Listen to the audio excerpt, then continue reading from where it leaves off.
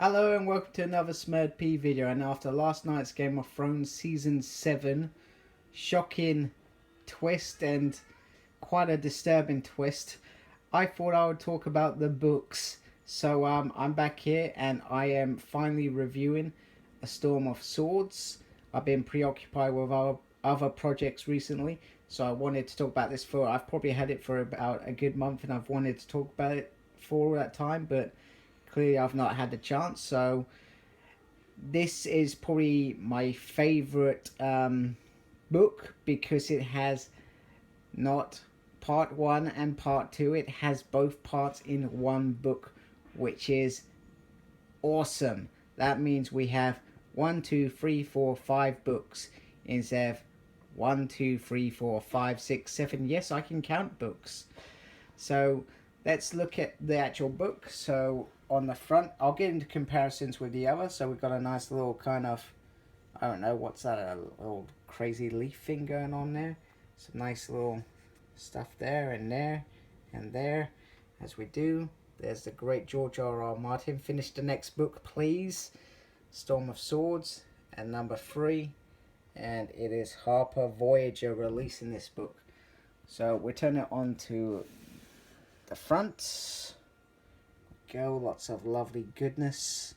And I will compare these. I think in my last review of number 2, I didn't actually review it very well because I didn't compare it with the other book properly, and yeah, I'm sorry about that, but I stuffed up, and I'm human and I stuff up sometimes. There we go. There we go. And there's the top. There we go. So let's get in the other 3 books so we can look at them first. Did I say 3? I meant 2.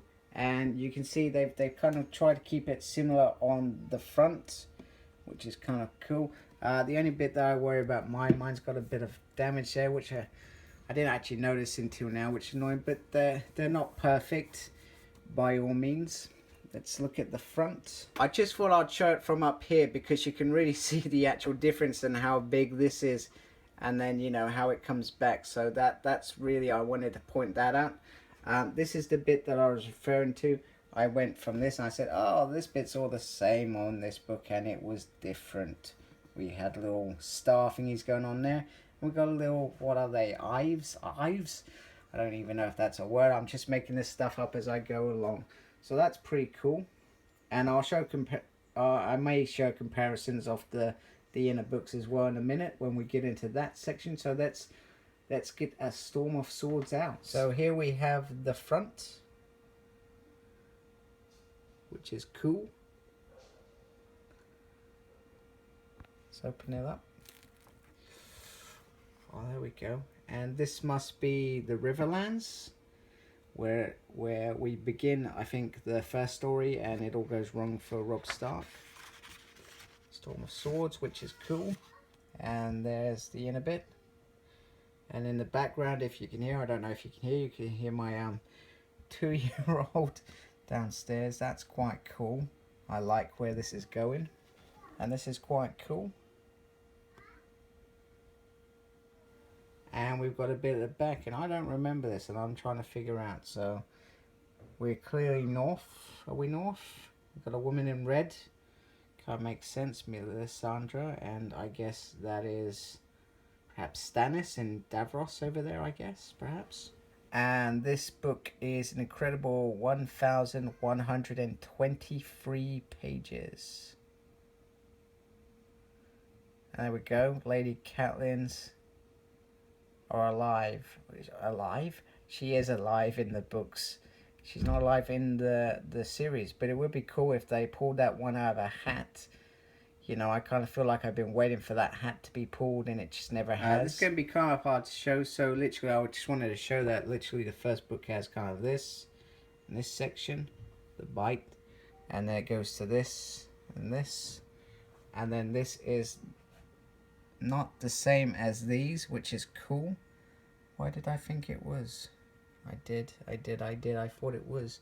So that's kind of cool. So all 3 covers so far have been different, and I'm expecting number 4 to continue that. It'd be cool maybe at some point if I can get these in some sort of pose, maybe in a later review, when I have the other two books. When number 5's released, I've got to get number 4. Maybe I can show you them all together in a proper map way, so to speak. It might be a bit difficult. I may need some more space for I that. Also wanted to go back. I feel like I've let you down because I didn't actually show this at all from my previous thing. So this is book number 2, and I'm trying to figure out who this is. Who is this? This is quite cool. Perhaps something to do with the Baywater battle. I don't actually know. But it's quite nice art. I quite like that. I'm interested to find out what it's about. I may have to look this up later. And here is one that I actually know. We have Daenerys Storm nude, and the dragons, which is a pivotal thing. Them actually being born at the end of the first book. Dothraki in the background, and Ser Jorah Mormont bending the knee, which is quite cool. So once again, apologies that I clearly missed that. So yeah, I can only say sorry so many times. I'm done. Let's move on. And the book has its usual gold tilt on the sides, which looks nice, and it has its own little bookmark, which is cool. So in my opinion, these books are definitely worth getting, and they look fantastic together. And A Storm of Swords is a welcome addition. I mean, look at them all together. They look fantastic. So in my opinion, these are worth getting.